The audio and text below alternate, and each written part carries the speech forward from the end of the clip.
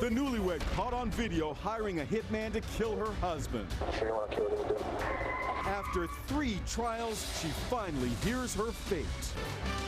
Now, Inside Edition with Deborah Norville. On a much more serious note, it looks like third time was a charm for prosecutors trying to convict a woman of hiring a hitman to kill her husband. The would-be hitman was an informant, and when the wife thought her husband was dead, she put on an Oscar-worthy display of grief. And now, after she heard a guilty verdict once again, she was so distraught, an ambulance had to be called.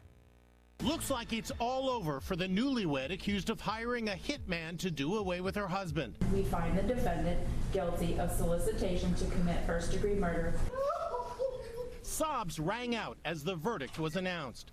Dipollito looked distraught as she sat with her hands cuffed behind her. Then she asked the judge, "Can I have a moment, please, to call my son?" Dipollito, a realtor, was secretly recorded meeting an undercover cop who was posing as a hitman. I'm positive, like 5,000% sure. Her husband, Michael, told the Today Show his reaction to seeing the video. It's kind of like she's ordering a cheese sandwich, you know, asking someone to kill me.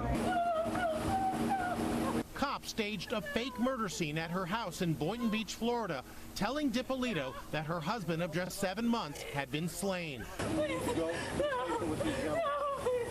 Some of the officers said they had trouble keeping a straight face at her crocodile tears. I didn't do anything, and I didn't plot anything. At her first trial in 2011, a jury found Dipollito guilty of soliciting murder.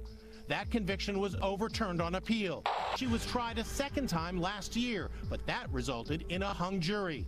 Then this month, a third trial was held at which her ex-husband took the stand. That was probably the highlight. He was the first witness called by prosecutors. He did not testify at the retrial. This time, the jurors deliberated for just 90 minutes before returning with a guilty verdict. Court officials had to call an ambulance when the 34-year-old defendant started hyperventilating. Her lawyer, Brian Claypool, vows another appeal. We think we have a reasonably good chance of getting this conviction overturned, and we want a round 4. Dipollito faces as much as 20 years in prison at her sentencing.